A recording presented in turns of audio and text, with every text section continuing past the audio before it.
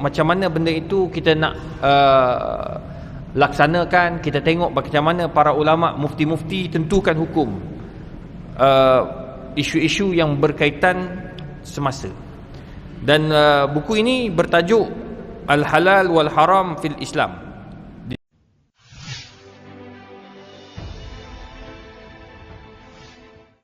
Bismillahirrahmanirrahim.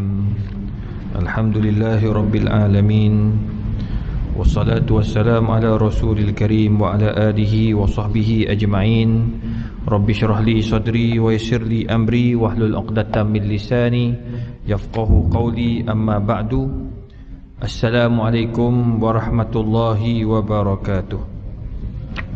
Pertama sekali kita bersyukur kepada Allah Subhanahu wa taala kerana dengan izin dan limpah kurnianya, alhamdulillah, pada malam ini kita dapat sama-sama memulakan kuliah pertama kita setelah PKP 3. Dan insya-Allah kita akan sama-sama membicarakan buku yang saya rasa antara buku yang terbaik dalam bab-bab berkaitan tentang halal haram atau fatwa-fatwa yang bersifat semasa. Hebatnya Profesor Dr. Yusuf Al-Qaradawi ni, dia karang buku ni pada tahun 80-an. Tetapi penyampaiannya itu sampai hari ini ada saja benda tu kita akan dapat lihat. Hukum-hukum itu wujud. Dan kita akan cuba apply dan cuba akan kita tengok macam mana benda itu kita nak laksanakan. Kita tengok macam mana para ulama, mufti-mufti tentukan hukum isu-isu yang berkaitan semasa. Dan buku ini bertajuk Al-Halal wal Haram fil Islam, diterjemah oleh Dr. Zulkifli Muhammad Al-Bakri, atau buku yang diterjemah oleh bekas mufti wilayah dan juga bekas menteri Jabatan Perdana Menteri Bahagian Agama. Dan ia merupakan bestseller dekat Malaysia saja telah terjual 22,000 naskah untuk cetakan ini. Tak masuk cetakan lain lagi. Jadi insya-Allah siapa yang mempunyai duit lebih apa semua, bolehlah beli buku ni. Cuba cari macam mana nak dapat. Pihak masjid dia belikan ni daripada Pustaka Cahaya Kasturi. Dia bila kita ada buku lagi senang, kita boleh rujuk, kita boleh baca sendiri dalam bahasa Melayu. Sebab sebelum ni diterjemah dalam bahasa Indonesia.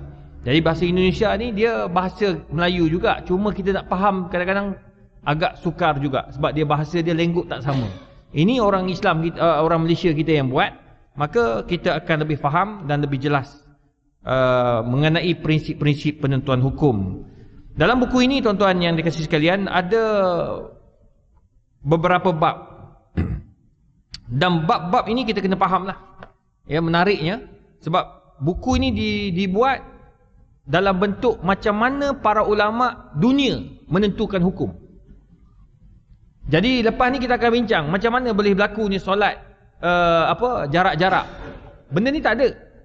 Tapi macam mana mufti-mufti tentukan hukum, bukan Malaysia, seluruh dunia. Nanti saya akan masuklah tambahan-tambahan, rujukan-rujukan tambahan. Bab pertama kita akan bincang prinsip-prinsip Islam berkenaan halal dan haram. Kita akan tengok macam mana tu nak tentukan hukum. Ingat senang-senang ulama tu tentukan hukum. Tak, dia ada prinsip dia, dia ada dasar dia, dia ada mekanisme dia. Macam mana nak tentukan hukum. Bab kedua kita akan bincang halal dan haram dalam kehidupan orang Islam. Ini lebih kepada hukum makan minum, pakaian. Baru-baru ni jadi isu juga. Bila sebut kalau pakai kalau kita pakai topi dikira fasik. Macam mana? Adakah dia boleh dikata fasik pakai topi tu? Pakai topi koboi fasik. Kalau gitu pakcik-pakcik yang kat kampung duk menotok, duk pergi ke kebun tu fasik habis semua tu. Tu. Jadi benda ni bukan senang tau. Nak tentukan hukum dia tak semudah yang kita duk anggap senang je jatuhkan hukum. Tak. Dia ada kaedah dia. Yang boleh tentu ni hanya orang yang belajar dalam bidang syariah. Lepas tu dalam syariah pula dia kena ada satu subjek dinamakan usul fiqh. Usul fiqh ni kalau di universiti-universiti Kalau di sekolah dulu pun, sekolah tak belajar. Dia di universiti, BA, MA, PhD. Dia wajib belajar semua tu. Dan dinamakan sebagai the killer subject. Subjek paling payah sekali lah. Sebab dia nak tentukan hukum tu, dia kena tengok macam-macam. Bahasanya, tafsirannya, hadis mana pakai, semua akan dilihat. Nanti kita akan tengok lah. Saya akan sampaikan dalam bahasa yang mudah lah. Saya tak akan bawa bahasa yang tinggi. Sebab buku ni banyak saya mengajar di tempat macam-macam masjid. Cuma tak sempat je. Tak sempat nak kejar masjid-masjid yang minta tu. Yang ketiga, bab ketiga nanti kita akan bincang halal haram dalam perkahwinan. Ini kita akan tengoklah yang hukum yang dia orang kata apa? Allahumma salli Muhammad. Jatuhkan talak pakai WhatsApp. Tu nanti kan ada lah. Yang sekarang ni lagi best. Dia punya taklik dia tu pelik. Isteri ambil vaksin jatuh talak.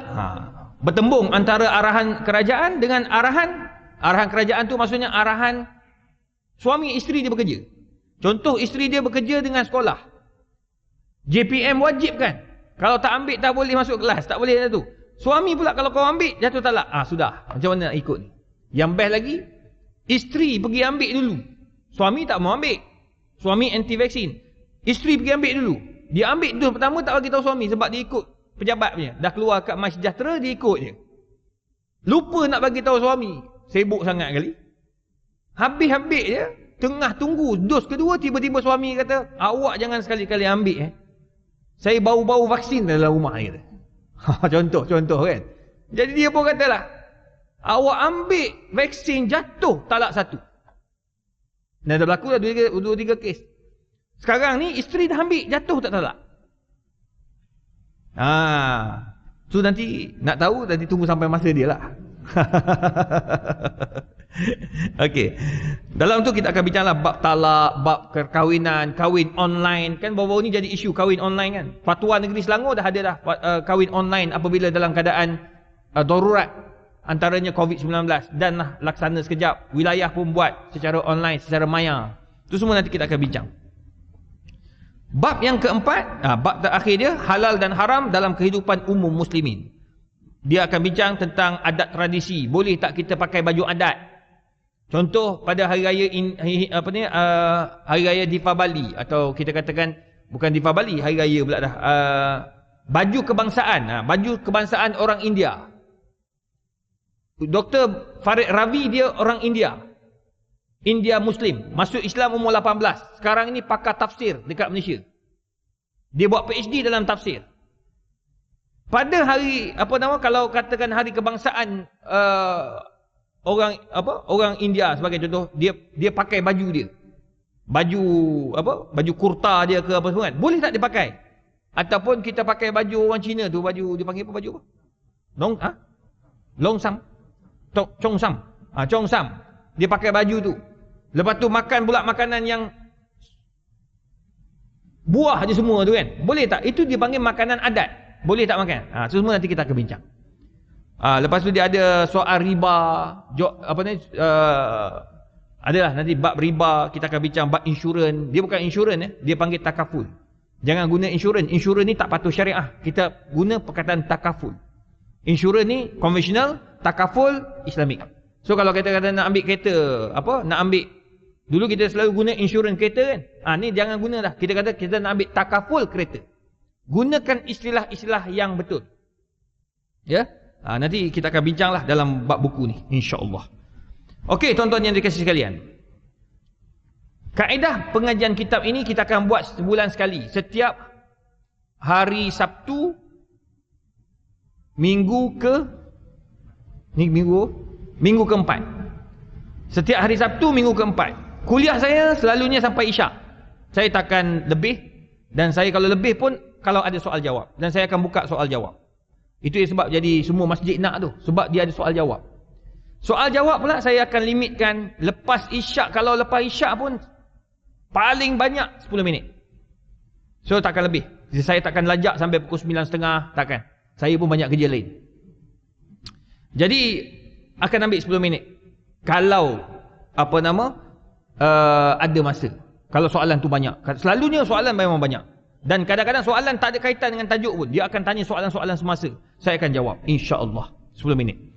Dan saya akan buka soalan lebih kurang 5 atau 10 minit sebelum azan. Tengok pada keadaan lah. Kalau kata tak sempat, tajuk ni, bab ni tak habis lagi, azan, berhenti sekejap, saya buka 10 minit untuk soal jawab. Tengok pada keadaan lah. Dan tengok pada suasana keadaan masa tu. Tuan-tuan yang dikasihi sekalian, InsyaAllah kita akan bertemu setiap minggu dan setiap bulan. Cuma soalan-soalan tu tuan-tuan boleh tanya kat sini, boleh tanya terus. Kalau yang dalam online, sebab online selalunya tak kurang daripada 10,000 selalunya kitab ni. Dan soalan dalam tu pun banyak. Diorang nak tanya macam mana, diorang boleh WhatsApp ke nombor 010 232 6621.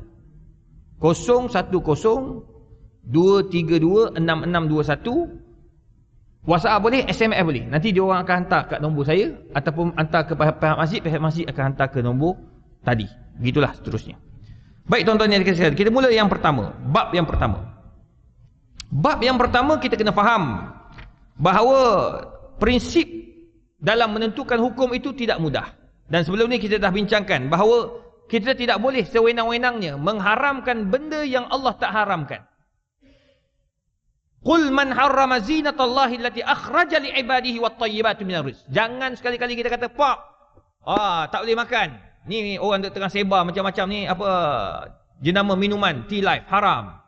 Ada babi." Dah cepat betul dia keluar babi dia. Yang pelik rokok yang difatwakan haram tu masih jual elok ni. Saya tak faham lah tuan-tuan. Dia kata jangan ambil vaksin, vaksin membekukan darah. Masalahnya yang bekukan darah daripada 20 juta, dia punya angka yang bekukan darah memang ada, tak nafi siapa kata KKM tipu. KKM memang ada data. Ada yang kes-kes terpencil. Dia beku, dia tak badan orang jadi sakit sebab badan tak sama. Daripada 20 juta, 0.04% yang ada kes daripada vaksin, beku darah dan sebagainya. Tapi yang peliknya, rokok tu dia punya peratus membekukan darah tu bukan 0.04, 5.7% ke atas. Maybe sampai 7, maybe sampai 8%. Itu untuk dia tak masuk lagi tu kakak-kakak yang bau suami hisap tu. Dia panggil perokok pasif. Jadi itu dia boleh hisap pula. Tu yang tak faham tu. Jadi kalau nak haramkan semua. Ada kalau dia kata saya nak haramkan, saya tak nak untuk diri saya tak boleh hisap ambil vaksin. Okey. Rokok pun saya haramkan juga. Masalah rokok dia kata ada khilaf dekat situ. Tu yang tak tahan tu. Baik tuan-tuan yang dikasihi sekalian. Prinsip yang pertama dalam nak tentukan hukum, al-aslu fil asya' ibahah. Asal, muka surat 7, hukum asal sesuatu ialah harus. Kalau datanglah benda-benda baru, macam contoh, ya, benda-benda yang dilihat baik untuk kita, maka hukumnya adalah harus. Contoh, tiba-tiba ada seorang hamba Allah, dia tunjukkan kat saya, dia kata, "Ustaz, boleh tak saya nak pakai baju ni? Ni berlaku dekat Bandar Baru Bangi. Seorang hamba Allah ni dia tunjuk, kebetulan saya ada kat tailor. Jadi ada seorang tu dia tunjukkan baju dia. Dia tempah baju. Kain tu dia beli kat Italy. Tuan-tuan tahu tak, selai baju lengan pendek je. Selai baju dia tu siap dengan jahit, harga dia RM2,700. Dia buat 10 pasang. Warna berbeza. Orang ada duit lah. Ni bukan yang kerja kerajaan ni semua. Orang kata apa, kerja swasta lah. Dia businessman. Kalau kerja kerajaan, SPRM masuk insyaAllah. Tak ni, dia memang, orang kata apa, memang duit orang kaya lah. Orang kaya. Dia kata, "Ustaz, saya tak tahulah. Ada orang kata, haram kita pakai baju macam ni." Dia akan jadi haram apabila kita membazir. Buat 2,700, buang. Itu membazir. Innal mubazzirina kanu ikhwana syayatin. Nanti kita akan bincang bab baju ni. Tapi pakai kain tu boleh tak? Al-aslu fil asya' ibahah. Asal pada setiap benda yang baik itu adalah harus. Tapi tengok, ada kualiti kain tu macam mana pula? Ada tak, orang kata apa, sutera? Tak ada sutera. Ni memang betul-betul linen. Linen daripada, kata Italy, dia kata Italy. Tak ada benda-benda yang haram, maka hukumnya harus. Cuma Warak dan tawaduk ni jangan duk cerita kat orang, pergi masjid, tahu tak baju ni berapa? Tak tahu. 2,700. Habis lah. Jadi haram sebab tu dia takbur. Tu relax. Kita pakai seorang-seorang kita syok sendiri. Tu tak apa lah. Kadang-kadang nak menyombong ni tuan-tuan. Tak payah pakai baju macam tu. Jenama Orlando belagak dah. Tunjuk ni Orlando ni, harga 100.5. Oh, tak ada dah. Orang pakai jenama lain tu dah dia pelekeh. Itu jadi haram dah. Jangan kata 2,700, 150 pun jadi takbur dah. Nampak? Baik. Dasar pertama yang telah ditetapkan oleh Islam ialah membawa asal sesuatu yang diciptakan oleh Allah Subhanahu Wa Taala, biar apapun jua barangan atau manfaat, asalnya ialah halal. Itu sebab kaedah pertama isu vaksin ni, mufti-mufti keluar asal sekali, al-aslu fil asya' ibahah. Asal dalam bab isu vaksin hukumnya harus. Dulu ada orang tanya saya tentang, dulu masa tu kecoh. Ingat tak dulu kita pernah kena diwajibkan GST, ingat tak? GST. Ramai minta saya cakap, jawab dalam Facebook, dalam Instagram, dalam TV bahawa GST itu haram. Saya tak keluar. Saya tak cakap. Kalau saya katakan GST itu haram, apa sebab? Sebelum nak jatuhkan haram tu kena tanya, apa sebab nak haramkan GST? Oh, dia kata sebab ini cukai yang tak ada zaman Nabi. Oh, barah. Tak boleh macam tu. Kereta Pro 2 yang tuan-tuan pakai tak ada zaman Nabi. Kalau semua zaman Nabi tak ada, sekarang kita nak kata kita nak kata haram benda yang tak ada zaman Nabi, zaman sekarang ada, haram semua yang ada, tak boleh. Ni mengajar pakai mikrofon, lagilah haram. Zaman Nabi mana ada? Menjerit. Tak ada. Jangan sampai kita ni mengkolotkan penentuan hukum. Jadi kalau kita nak tentukan hukum tu, kena tengok dulu. Macam GST. Oh, kenapa? Sebab zaman Nabi tak ada. Tak boleh. Kenapa nak haramkan? Oh, sebab dia cukai. Islam suruh bayar zakat. Tak betul. Zaman Umar ada cukai. Cukai tanah. Dia panggil kharaj. Tak betul. Kalau awak nak haramkan cukai, zaman Umar ada cukai. Sedangkan Nabi kata, sunnati wa sunnati khulafa' ar-rasyidin. Ikut sunnahku dan sunnah para khulafa' ar-rasyidin. Umar salah seorang daripadanya. Dan Umar 10 Asyrul Mubasyirin fil Jannah yang confirm masuk syurga. So, maknanya tak boleh. Saya kata tak boleh. Saya takkan berani. Maksud ni masalah ni isu politik. Dia jadi nak suruh haramkan, mana boleh? Saya kata takkan boleh. Nombor 3, kita nak haramkan ni sebab apa? Sebab ni benda baru, menyusahkan rakyat. Saya kata tak boleh. Yang nak tahu susahkan rakyat, kena buat kajian. Berapa ramai umat Islam, rakyat terkesan dengan benda tu. Tak ada kajian tu, maka tak boleh nak tentukan hukum lagi. Kalaulah katakan saya keluar dalam, memang ada dah ustaz-ustaz buat keluar, kata haram. Sekarang senyap semua dah. Jangan main-main. Bab hukum ni kita tak boleh patah balik tau. Kalau benda tu tak betul, bahaya. Takut nanti kalau kita bagi hukum, oh silap, zaman tu berubah. Tak boleh. Dia hukum, dia tak boleh main-main macam tu. Nak bagi hukum biar betul-betul. Tu bab mufti-mufti nak jatuhkan satu benda nak haramkan. Contoh, baru-baru ni saya bentang tentang plasma darah. Nanti kita akan bincang nanti. Haramkan plasma darah.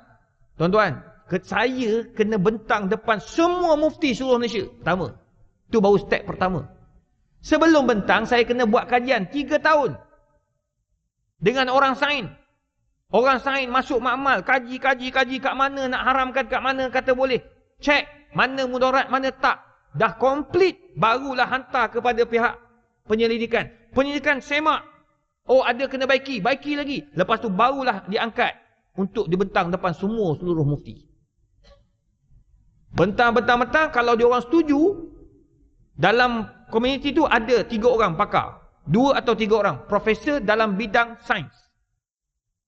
So tak boleh nak tipu nak kelentong, minta maaf. Dalam tu ada pakar dia. Muzakarah tu ada orang pakar dia. Pakar sains dan sebagainya. Dia orang setuju, barulah saya dibenarkan untuk membentang di setiap negeri-negeri. Samalah juga macam benda-benda lain, nak buat hudud ke apa benda, mesti macam tu cara dia. Saya akan bentang depan mufti-mufti, depan mufti, saya akan mufti negeri Selangor. Saya bentang depan mufti Selangor. Dalam Mufti Selangor tu ada pula ahli muzakarah dia. Profesor pun ramai dalam tu. Mentang-mentang dia orang tanya, habis dekat setengah jam 45 minit. Kalau dia orang puas hati, baru difatwakan. Sama ada fatwa di warta atau tidak. Antara dua je. Selalunya dia hanya fatwa digunakan untuk penggunaan sijil halal. Tengok, dia bukan mudah nak mengharamkan suatu benda tu. Kita tiba-tiba nak haramkan GST, tak boleh. Kalaulah saya kata haram sebab cukai, maka kawan-kawan kita yang kerja dekat LHDN semua jadi haram kerja. Kesian tau, mana boleh macam tu. Kawan-kawan kita kerja kat LHDN, dia bantu ni pembangunan negara. Buat jalan raya, duit daripada LHDN lah. Buat tu, buat ni, semua dari pembangunan. Tu sebab zaman Umar dia ambil kharaj untuk pembangunan sebuah negara.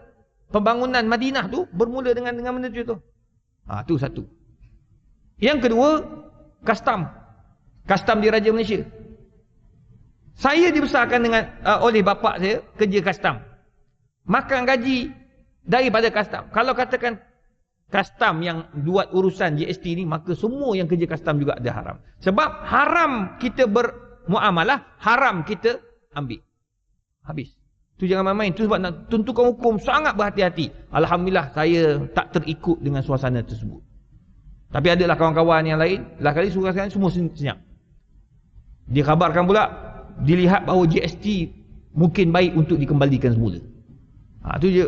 Itu tak apa, itu dia boleh buat, dia boleh tarik. Tapi hukum jangan. Hukum ni biar mufti yang tentukan sama ada haram atau tidak. Dan tak ada seorang pun mufti kata GST itu haram. Tengok. Itu sebab asal pada setiap perkara yang kita nak buat itu adalah harus. Mula-mula dulu. Contoh, sekarang ni orang muda tengah main kripto. Apa lagi? Bitcoin. Oi, kaya-kaya tuan-tuan. Muda-muda memang.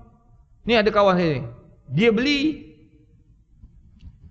beli kripto ke Bitcoin. Rasa Bitcoin. Saya pun tak, sebab saya tak main. Dia tunjuk kat saya lah. Dia tunjuk, dia boleh tengok dalam ni. Tiap-tiap hari tengok. Bangun subuh tu, bukan dia ambil uduk tu, tengok tu, naik turun. Dia letak dalam grup, naik. Dia beli RM1 juta. RM RM1 juta. Sekarang nilai dia 1.4 juta. Tengok orang muda. Berapa lama? Baru 2 bulan. Dia cash. Orang bisnes. Dia duit ada. Dia beli cash juta. Now 1.4 juta. Anytime dia boleh buat keluar dah. Saya kata hebat. Nak haramkan? Tunggu. Sampai mufti-mufti kata haram baru boleh. Sekarang ni tak ada mufti kata haram. So pakailah dulu. Gunalah dulu. Selagi mana tidak ada keluar fatwa. Al-aslu fil asya' ibahah. Asal tu adalah harus. Cuma bank negara suruh kita berhati-hatilah. Jangan mudah sangat ambil, takut kena tipu dan sebagainya. Scammer pun banyak. So kena berhati-hati. Kena ada ilmu. Apa-apa pun ilmu. Nak main saham dan sebagainya. Sebab itu Allah Ta'ala sebut dalam Quran. Dan surah Baqarah ayat 29. Huwallazi khalaqalakum ma fil ardi jami'a. Allah jadikan atas muka bumi ini semua perkara untuk kita guna dan kita manfaatkan. So pakailah, tak ada masalah. Nak makan, makanlah. Nak pakai, pakailah. Nak bekerja, bekerjalah. Nak buat bisnes apa? Buatlah apa bisnes pun. Asalnya harus. Sehinggalah hatta yadullad dalil ala tahrimih. Sehinggalah terdapat dalil yang kata ia haram. Nanti dalam bab makanan tuan-tuan lagi pening. Sebab dia lagi kita rasa nak tahu tau. Tomato boleh tahan lama. Tomato biasanya tahan 3 hari je. 2 hari tahan. Tapi tomato baru ni dia panggil tomato transgenic boleh tahan sampai 7 hari. Sebab dia dah masukkan genetik ikan dalam tu. Gen ikan. Allah. Ni zaman moden.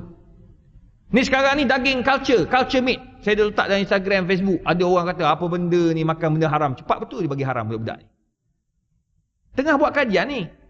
Daging tu dia tak sembelih pun binatang tu. Ambil daripada sel binatang tu, dia hidupkan, dia culturekan di dalam makmal. Akhirnya jadi macam daging burger. Di Singapura dah jual lah. Dalam bentuk nugget, dia macam nugget. Daging tu dia culturekan dalam makmal. Dia membesar, jadilah besar tu. Sama besar dengan piring. Tebal dia lebih kurang macam daging burger. Rasa 98% sama. Daging kambing, babi, ayam. Tengok. Ni. Dia panggil tatawurat ulum insaniyah wa teknologiyah. Dia panggil tatawurat. Dia panggil kemodenan sains dan teknologi. Itu sebabnya kita jangan main-main dengan teknologi ni. Kalau kita lambat, orang Islam lambat, kita akan ke belakang. Tu. Jadi asal harus dulu. Tapi kajian kena buat dan sebagainya. Walau bagaimanapun kena faham. Nabi SAW sebut dalam muka surat 9, ma ahallallahu fi kitabihi fahuwa halalun. Ingat, setiap benda yang Allah dah halalkan dalam Quran, jangan pandai-pandai kita nak haramkan. Contoh, Allah Ta'ala dah halalkan kita makan apa? Kita makan daging-daging sembelihan, ikan-ikan, kan? Makanlah. Jangan haramkan untuk kita. Saya haramkan diri saya daripada makan makanan-makanan yang mahal-mahal. Tak boleh. Apa sal? Kau layak makanlah. Masa kita mampu, makan. Masa tak mampu, tak payah makan. Gitulah. Apa saya nak haramkan untuk diri awak sedangkan benda tu boleh? Jangan mengharamkan benda yang Allah tak haramkan. Allah halal, ambil. Halal tu ada. Jelas. Wa ma harrama fahuwa haramun. Setiap benda yang Allah haramkan, ia adalah haram. Kalau tuan-tuan kaji dalam Quran, benda yang Allah haram sangat sikit. Yang halal sangat banyak. Terpulang tuan-tuan nak pakai apa, tuan-tuan nak makan apa, tuan-tuan nak kerja apa, selagi mana benda tu tidak haram, halal. Yang haram apa dia? Arak. Ada yang terlibat dengan arak, yang terlibat dengan judi, yang terlibat dengan penipuan, yang terlibat dengan apa lagi? Yang terlibat dengan benda-benda yang Allah jelas-jelas kata haram. Baru jadi haram. Wa illa fala. Kalau tidak, ia tak jadi haram. Itu sebab orang nak haramkan kita berzikir lepas sembahyang. Apa cerita? Dalam bab ibadat dia tawakuf. Tapi kalau kita tak mengatakan, oh zikir lepas sembahyang ini, kita bagi tahu zikir ramai-ramai ni Nabi suruh zikir ramai-ramai. Tu baru jadi tak betul. Menyandarkan sesuatu benda kepada Nabi bukan daripada Nabi. Itu tak boleh lah. Tapi kalau kita kata zikir ramai-ramai ni macam Imam Syafi'i sebut, zikir ramai-ramai ni sebab kita nak ajar orang belakang ni macam mana zikir. Baru betul. Boleh tak ni? Boleh, tak salah. Zikir ramai-ramai, lepas tu kita berdoa, buat majlis Maulidur Rasul. Masjid kita buatlah. Adik, buatlah. Buat majlis Maulidur Rasul. Orang kata apa ustaz buat majlis Maulidur Rasul? Nabi tak pernah lah sambut Maulidur Rasul. Memanglah bang, mana kita buat majlis untuk kita? Tak ada lagi saya buat makan-makan, hari ni hari jadi saya. Buat terkejut. Saya beli kek, saya buat terkejut. Tak ada. Selalu yang buat orang keluarga kita, sahabat-sahabat kita. Nampak tak? Jadi tak salah. Kita buat Maulidur Rasul sebab apa? Sebab kita nak bagi tahu, nak maklumkan kepada generasi kita akan datang siapa Rasulullah SAW. Itu je. Takkan tu bid'ah kot. Takkan tu salah. Jadi jangan mudah cepat kita nak kata ni haram, ni neraka dan sebagainya. Haram apa yang disebut oleh Allah dan oleh Nabi SAW. Wa ma sakata anhu fahuwa afun. Ini cantik. Ini yang kita punya bincang ni. Apa yang Allah tak cakap, Nabi tak cakap halal atau haram, maka dia adalah afun, dimaafkan. So terpulang. Nak pakai, tak mau pakai tak apa. Nak pakai minyak wangi jenama mahal, silakan. Tapi penting kamu bukan ambil hak orang. Kamu bukan membazir, kamu bukan belagak, sombong dan sebagainya. Itu dia. Faqbalu minallahi afiyatih, dan terimalah segala apa yang Allah dah maafkan. So jangan kita pula pandai-pandai mengharamkan dan sebagainya. Baru ni ada seorang orang Pening. Tiba-tiba dia cakap kat saya, dia kata, saya minta maaf, buah pala haram. Buah pala haram. Saya kata macam mana kau ni, buah pala haram? Saya kata awak pakai fatwa mana? Oh dia pakai fatwa dekat orang putih. Ada dalam YouTube, ada scholar dekat orang putih tu kata buah pala ni haram sebab dia ada apa? Ada alkohol. Bang, mana boleh macam tu? Tapai dia punya kadar alkohol boleh capai sampai 3% tau. Tapi mabuk tak makan tapai. Kau orang masjid Taman Tun Sri On tak makan tapai. Lama tak kenduri kan. Selalu kenduri mesti ada tapai kan. Tapai putih lah, tapai merah lah. Ada ke tapai merah? Yang penting tapai lah. Tapai dalam daun, tapai dalam bekas. Semua orang makan. Mana ada orang mabuk? Kalau ada seorang dua mabuk, kalau 100 orang makan, 2-3 orang mabuk dia panggil nadir, jarang-jarang. An-nadir la hukma lahu. Benda jarang jangan jadikan hukum. Kalau arak, 100 orang minum arak, 2 orang tak mabuk, 98 mabuk, maka hukumnya haram. Jadi tak bolehlah kita nak kata apa dalam buah pala tu ada alkohol menyebabkan kita mabuk. Mana ada orang tak mabuk, fatwa kita pun tak keluar haram. Yang saya kata kita duduk kat Malaysia, awak duduk kat Penang. Fatwa Penang kata haram tak? Tak. Jadi jangan pandai-pandai kau nak mengharamkan benda yang Allah tak haramkan. Yang ulama tak haramkan. Oh, minta maaf. Saya memang akan pegang kata-kata sekolah tu. Saya pun okey lah, diam. Terpulang lah. Mak saya, kalau orang Indonesia saya malah cakap.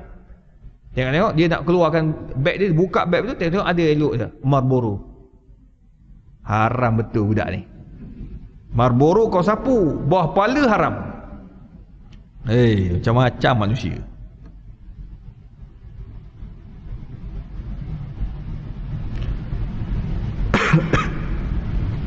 Baik tuan-tuan, itu bab makanan yang kita bincang, ya.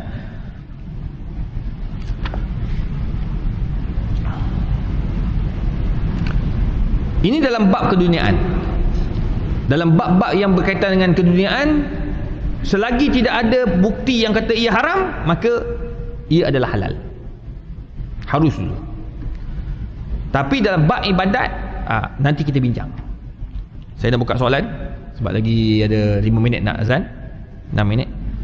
Nanti kita akan bincang. Walaupun kita faham, jangan salah guna kaedah pula.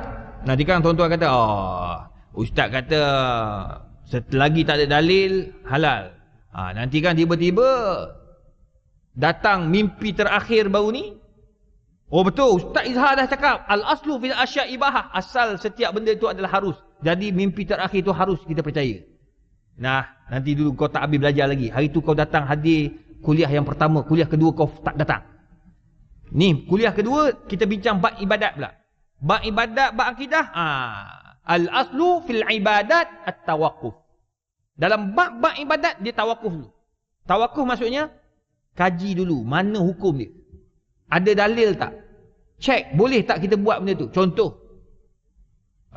saya dengar cerita ada guru saya bagi tahu seelok-eloknya kita kena buat qada subuh. Qada subuh? Ya.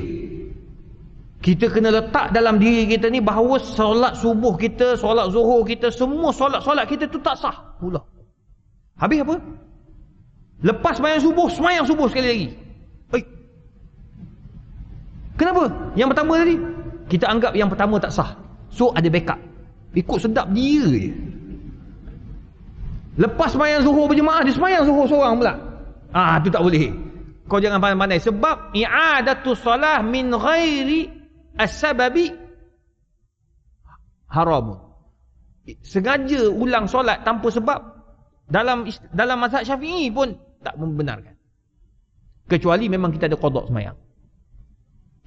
Contoh dulu zaman-zaman belajar dulu ialah nakal-nakal. Kan? Nakal-nakal, lupa sembahyang. Sekarang dah taubat. Jadi dah taubat ni boleh tak nak qada sembahyang? Boleh. Lepas sembahyang zuhur berjemaah, sembahyang 4 rakaat lagi, 4 rakaat itu adalah qadaan lima sabaq, yang lepas-lepas. Tu boleh. Ni dia pandai-pandai buat apa? Dia kata, saya ni memang akan ulang sembahyang. Sebab saya sekurang-kurangnya kalau jadi apa-apa, saya mati, katakan solat tadi imam tadi dia imam tu tak berapa nak betul ke, imam tu isap rokok fasik ke, sekurang-kurangnya saya sembahyang ada cover. Ada cover itu tak boleh dia. Tak boleh jadikan hukum. Sebab apa? Sebab itu perlu kepada dalil. Itu nanti kita bincang. Contoh, sekarang ni orang suka cerita, saya jumpa Nabi Muhammad SAW. Kenapa? Dia suruh kita semua sembahyang 5 rakaat selepas zuhur, contoh. Abaikan. Dia ni cakap apa ni? Kau jumpa Nabi Muhammad dalam mimpi, itu untuk kamu seorang. Jangan pandai-pandai pergi bagi tahu, pegang mikrofon, tuan-tuan, saya baru tadi mimpi Nabi. Nabi suruh tuan-tuan perempuan letakkan dalam tabung masjid kita ini sekurang-kurangnya RM10. Kalau tidak, kita akan ditimpa bala. AJK boleh angkat, dia lempar keluar terus. Itu confirm sesat. Dia tak boleh cakap macam tu. Untuk dia. Mungkin Nabi bagi tahu kat dia dalam mimpi. Kalau mimpi itu mimpi Nabi, tu Nabi takkan diikut takkan disurupai oleh syaitan. Iblis takkan boleh serupa Nabi. Fa inna syaitan la yumathilu bi, sebab syaitan tak boleh nak menyerupai Nabi SAW.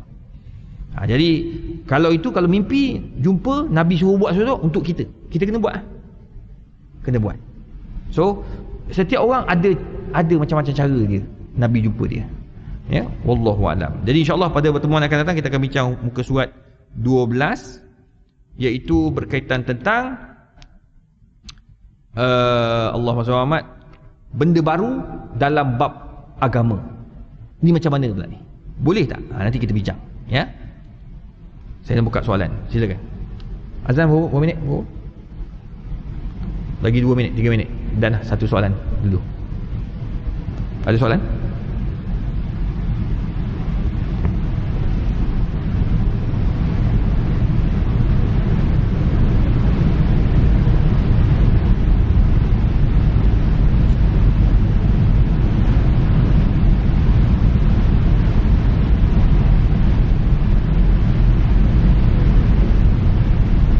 Okey, ada orang tanya soalan ni. Assalamualaikum Ustaz. Saya ingin bertanya luar daripada topik malam ini. Saya telah mengambil keputusan untuk derma RM680 kepada seorang budak miskin yang saya kenal. Saya bernazar untuk memberi kepadanya RM680. Sementara saya nak mengeluarkan RM680 itu dalam 2 ke 3 minggu, tiba-tiba budak ini telah menyakitkan hati saya. Boleh tak saya tarik balik nazar saya tadi? Maknanya dia dah nak bagi kat orang tu RM680, tapi budak tu buat sakit hati dia tak mau bagi pula lah. Pertama, apabila dah bernazar, tunaikanlah nazar tersebut. Itu tanda kita janji dengan Allah. Maka kita kena tunaikan janji tersebut. Kalau nak tarik balik, tak nak bagi RM680, dia nak pindah kepada orang lain, dia kena bayar kafarah. Sebab nazar jangan main-main. Nazar ni kita sebut nazar. Aku bernazar nak bagi RM680 kepada budak ni. Budak tu lah kena bagi. Tapi kalau dia bernazar, dia sebut, InsyaAllah aku nak bagi. InsyaAllah aku nak bagi budak ni RM680. Itu baru niat. Kalau buat dapat pahala, dapat niat sedekah. Tapi kalau katakan dia tak bagi, dia tak berdosa. Sebab baru niat. Tapi nazar, dia wajib bagi. Tak bagi, dia berdosa. Kalau dia tak nak bagi, dia kena bayar kafarah. Wallahualam. Tuan-tuan dan puan, kita jawab sikit soalan. Ada 3-4 soalan yang masuk. Assalamualaikum Ustaz. Soalan saya ialah, saya tidak dapat slot solat Jumaat dan jemaah solat di luar pagar masjid. Bagaimana tu Ustaz? Sah ke solat saya? Masjid kita berapa ramai? Masjid kita berapa ramai? Berapa? 500? Okey. Masjid kita 350 dalam masjid kan. Lepas tu ada orang semayang kat luar pagar sebagai contoh. Dia syarat untuk putus soft ini 200 meter. Jadi kalau katakan berlaku orang tu dia nak semayang sangat, yalah tak boleh larang orang semayang ni. Orang nak semayang, biarlah dia semayang. Betul tak? Yang kena larang orang minum arak. Lebih-lebih lagi arak timah. Kan? Bubuh nama pun dah tak betul dah. Kurang asam betul. Memang biadab lah kalau bubuh nama. Kan bagi timah kena bubuh Omar pula. Lepas Omar kan bakar pula. Habis. Tak ada sensitivity langsung. Itu nama dia biadab. Katakan dia syarat. Sunnahnya semayang rapat-rapat. Tetapi disebabkan isu COVID, dibenarkan untuk jarak-jarak. Jangan kata solat. Hatta duduk kat mana-mana pun, dia kena jarak-jarak. Memang macam tu. Dalam kapal terbang pun dia jarak-jarak. Tapi sekarang ni dia dah rapat apabila sudah cukup semua vaksinasi. Saya pergi masa ada urusan rasmi kan, kerajaan. Walaupun PKP masuk, kita dapat surat boleh pergi naik kapal terbang. Tapi naik satu kapal terbang tu berapa orang je? Ni orang Firefly. Satu depan, belakang seorang. Dia kapal terbang tu macam ana yang punya. Dia tak bagi ramai. Penuh dah jalan. Macam tu lah kapal terbang. Tu Firefly lah. Yang lain semua tutup terus. Asia memang tak bagi naik terus. Jadi orang, dia kalau ikutkan semayang kena rapat-rapat. Tapi bila dah COVID, dia jarak-jarakkan. Seluruh dunia buat macam tu. Sementara. Dan Mekah dah tutup, dah dekat rapat balik. Sebab nak masuk Mekah pun dah ketat dah. 2 ke 3 dos. Malaysia masih lagi dalam pun tak vaksin lagi. Dekat Arab Saudi, semua wajib vaksin. Tak vaksin, kedai tak boleh buka. Sana lain. Sana kalau azan, kedai buka, kena saman kedai tu. Tokai kedai kena botak kepala. Lepas tu, lesen kena tarik. Sana. Tu sebab dia orang, 5 minit lagi nak azan, kita nak beli sejadah. Ba'da solah. Kan? Betul tak? Padahal dia tak ada buat apa pun. Aku nak pergi masjid. Ba'da solah. Dia takkan jual. Takut kena tangkap. Sebab sana dia punya tu very... Ni orang kata apa? Firm dia orang ni. Jadi kawan-kawan kita sembahyang kat luar tu. Boleh tak dia sembahyang? Boleh kalau dia nak sembahyang juga. Dah nak buat macam mana? Dia nak larang tak boleh. Tapi selagi mana 200 meter dalam lingkungan 200 meter masih lagi boleh. Yang penting dia dengar imam dan sebagainya. Cuma kalau kita kat Malaysia ni, kalau dah fatwa negeri Selangor dah bagi tahu kalau tak ada nama tak naik, boleh digantikan dengan zuhur. Selesai masalah. Saya yang tahu 4 mazhab pun, saya nama tak naik, saya sembahyang zuhur. Saya boleh ni nak datang belakang bagi tahu kat pengurusi imam, tolong jangan kawan. Tak ada. Saya tak ikut jalan belakang. Kita ikut jalan depan. Isi borang macam mana? Saya kat UKM pun, padahal UKM depan masjid saya, depan UKM tu masjid. Kami pun sebulan sekali je dapat. Tu pun kena isi. Kena isi siapa cepat dia dapat. Ikut kadar tu. Walaupun saya ni kalau telefon boleh dapat, tapi saya tak guna. Tak nak gunakan kesempatan yang ada. Kita tak nak ada kayangan. Ya. Okey, nak semayang zuhur, kita nak buat terus ke ataupun lepas setengah jam? Kalau ikutkan apa yang dikeluarkan oleh Mufti Negeri Selangor, selepas setengah jam. Ada yang mentafsirkan untuk surau-surau yang tak boleh buat Jumaat, dia orang nak semayang zuhur selepas azan, selepas setengah jam Jumaat. Ada yang tafsir kat rumah pun sama juga.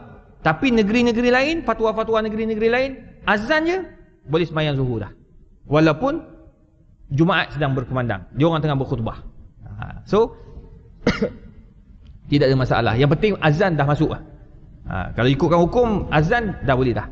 Cuma mungkin negeri Selangor tu mungkin lebih kepada surau-surau tu. Nak semayang lepas setengah jam, menghormati orang tengah khutbah Jumaat. Gitu. Okay, 1. Nombor 2, banyak soalan. Saya ambil 3 je.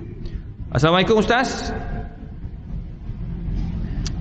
Bolehkah kita menggunakan pewarna rambut untuk nampak lebih muda? Guna pewarna rambut dibenarkan. Sebab zaman Nabi pernah menyuruh para sahabat untuk mewarnakan rambut. Ada sekali Nabi suruh warnakan dengan warna hitam. Tapi ketika itu untuk perang. Dalam mazhab Syafi'i, menggunakan warna hitam haram. 3 mazhab, Abu Hanifah, Malik dan juga Ahmad bin Hanbal, makruh. Imam Syafi'i dia gunakan dalil apa? Siapa yang hitamkan rambut, sawwadallahu wajhahu yaumal qiyamah. Allah hitamkan wajahnya pada hari kiamat.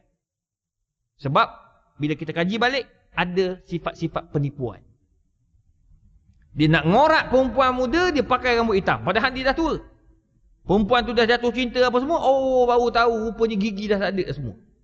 Contoh, dia nipu. Ada niat penipuan, hukumnya haram. Itu dalam pandangan mazhab Syafi'i. Tapi Imam Nawawi dan beberapa imam yang lain membenarkan mewarnakan rambut dengan warna hitam jika ada keperluan. Nak guna warna inai, itu sunnah. Nak warna selain daripada warna inai, tengok pada keadaan dan situasi. Kalau katakan kena tanya pakar lah. Kalau katakan pewarna rambut itu jenis yang membalut rambut, tak boleh. Dia macam cat. Dia balut atas tu. Jadi bila kita ambil wuduk, mandi wajib, tak kena rambut, dia kena cat tu, maka tak boleh. Itu tak sah. Jadi sekarang ni kita kena tanya pakar, ini menyerap tak? Dia sama tak dia punya konsep macam inai? Ya, sama macam inai, baru dibenarkan. Orang perempuan, syarat nak mewarnakan rambut, wajib minta izin suami. Sebab takut suami tak izin. Ada setengah suami dia suka isteri dia rambut putih. Ahlan wa sahlan. Haram dia pergi kedai, dia pergi salon, dia merahkan rambut dia. Suami marah suami dia. Ada. Saya jumpa. Suami dia halau dia keluar rumah. Sebab apa? Dia warnakan rambut. Saya kata, kenapa Ji? Tak boleh, saya pantang. Biar dia warna putih. Saya putih, dia putih. Okey lah. Saya kata, Encik pergi kedai, putih balik. Okey lah. Tengok. Tak lama lepas tu, bini dia dah telefon. Ustaz, suami saya kahwin seorang lagi. Pula. Tak boleh lah macam tu. So, tak ada masalah. Tengok pada bahan tu. Yang terakhir, Ustaz, boleh terangkan tentang istihalah. Istihalah ni isu besar. Istihalah ni besar. Dia satu tajuk PhD tebal. Tapi saya akan jelaskan isu istihalah ini pada bab yang kedua, bab makan minum. Dia ada istihalah. Istihalah ni berubah daripada satu bahan ke bahan yang baru. Contoh, buah, peraman buah kepada cuka. Di antara buah kepada cuka tu dia ada tengah-tengah, dipanggil arak. Perubahan daripada cuka, daripada buah, peraman buah kepada arak, itu haram. Daripada arak itu dia berubah secara sendiri menjadi cuka, itu dibenarkan. Yang jadi haram ni kita ambil yang arak sedia ada, jadikan cuka, itu haram. Untuk cepat. Banyak yang digunakan di Jepun, banyak digunakan di China, dan ada bahan-bahan makanan dekat hotel-hotel pun sama juga. Baru ni saya pergi hotel, ada kawan ajak, ni penutup ni. Saya minta tuan-tuan perempuan tolong berhati-hati. Saya Allah bagi rezeki sikit, saya baru tahu. Walaupun saya panel halal Malaysia, dah 10 tahun lebih dah. Saya duk ingat memang hotel dapat halal. Rupanya dia memang dia lalu kat kita. Banyak sangat tuan-tuan. Sekali meeting 300 permohonan, 400 permohonan. Bila lalu tu saya ingat hotel ni memang minta si halal. Tu saya pergi tu. Sebab dia orang nak buat mesyuarat kat situ. Jadi saya pergi. Bila pergi, rupanya hotel tu dia ada 2 kitchen. Yang bawah dalam proses. Yang atas ni, saya pergi yang atas. Dia orang bawa saya atas. Mana kita pernah pergi? Saya tak pernah pergi. Hotel tu kalau duduk pun tak payahlah tuan-tuan, mahal. Hotel dia satu bilik $1,800 satu malam. Makan tu pun makan 5 orang. Makan tengah hari saya pun tak tahu apa saya makan. Sebab saya balik, saya pergi cari makan lain pula. Daging bersatu sikit. Saya pun tak tahu apa saya makan. Perut saya berterlalu dalam perut. Yang bestnya masa bayar $2,700. Termenung saya. Cumanya bagusnya rezeki saya masa saya sampai tu, datang chef keluar. Chef datang bagi tahu kat saya, Ustaz, saya akan jaga makanan Ustaz. Sebab depan tu ada satu meja tu Tan Sri, seorang lagi tu ada seorang dikenali lah dalam negara kita. Dia makan kat meja. Saya akan jaga meja Ustaz, meja Tan Sri dan meja Datuk Sri tu. Terima kasih lah bagi tahu. Kenapa kena jaga pula? Tak apalah. Saya order sendiri. Tak boleh Ustaz, minta maaf. Sebab masakan dalam ni ada campur wine. Ya ke? Ya Allah. Saya pun kata, ni macam mana ni? Tak apa, saya ambil yang bawah tu untuk ke atas. Dalam dekat yang tingkat ni semuanya tak halal. Dia campur wine. Yang masak tu orang Islam. Tapi sebab dia punya tugas kan. Jadi ambil kat bawah. Okeylah ambil kat bawah.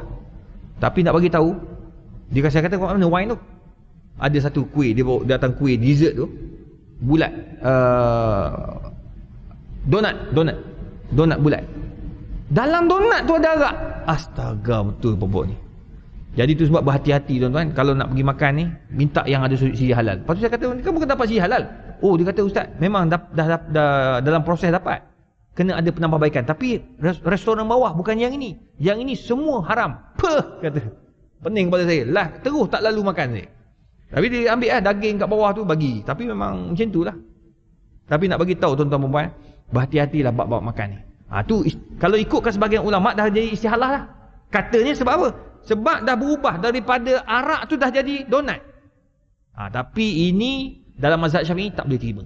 Sebab kita masih boleh detect arak yang ada dalam makanan tersebut melalui saintifik. Itu nanti tajuk dia akan sampai. Dan insya-Allah kita akan bincang pada pertemuan yang akan datang. Kita jumpa pada bulan hadapan insya-Allah minggu keempat. Dan kalau boleh beli buku, belilah buku agar kita sama-sama dapat catik dan sebagainya. A'udzubillahi minasyaitonirrajim. Bismillahirrahmanirrahim. Alhamdulillahirabbil alamin. Wassalatu wassalamu ala rasulil karim wa ala alihi washabbihi ajmain. Allahumma faqihna fid din wa 'allimna at-ta'wil. Wa sallallahu ala sayyidina Muhammadin wa ala alihi washabbihi wasallam. Wallahu minna wa minkum.